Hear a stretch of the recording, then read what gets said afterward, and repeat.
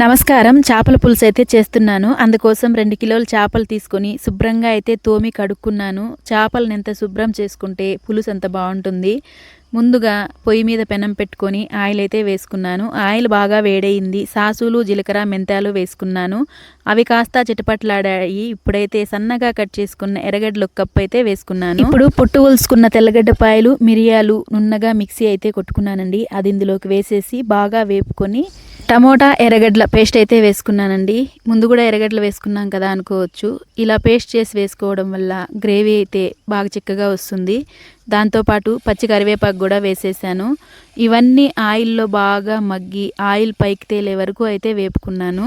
ఇప్పుడు సాసులు, మెంతులు వేయించి అయితే పొడి చేసి పెట్టుకున్నాను. ఆ పొడిని కూడా ఇందులోకే వేసి బాగా కలిపేసుకున్నానండి. ఇప్పుడు 50 గ్రాముల చింతపండు ముందుగా నానబెట్టుకొని గుజ్జు తీసి పక్కన పెట్టుకున్నాను. అందులోకే ఉప్పు, కారం, పసుపు, ధనియాల పొడి అయితే వేసేసుకొని మనకు పులుసుకు ఎంత కావాలో అంత ఒకేసారి కలుపుకొని అయితే పెనంలోకి పోసేసుకున్నాను. బాగా ఉడుకుతోంది చూడండి పులుసు. ఇప్పుడైతే చేప ముక్కలను తీసుకొని వేసేసుకోవాలి. మొత్తం వేసిన తర్వాత కాస్త కరివేపాకు చల్లుకొని ఇలా అయితే పులుసులోకి కలుపుకోవాలన్నమాట. చేపలు ఉడికిన తర్వాత అయితే పులుసులోకి కలపకూడదు. అలా కలిపితే చేప ముక్కలు విరిగిపోతాయి. బాగా వేడి పట్టక ముందే చేప ముక్కలకు మొత్తం ఇలా కలుపుకొని ఒక 10 నిమిషాలు ఉడికించి దించేసుకొని కొత్తిమీర చల్లుకుంటే అద్భుతమైన చేపల పులుసు రెడీ అయిపోతుంది. ఇంకా పొద్దున్న తింటే అద్భుతంగా ఉంటుందన్నమాట.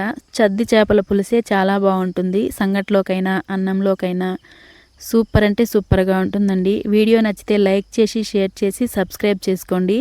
అలాగే వీడియో పైన మీ అభిప్రాయాన్ని కామెంట్ రూపంలో తెలపండి.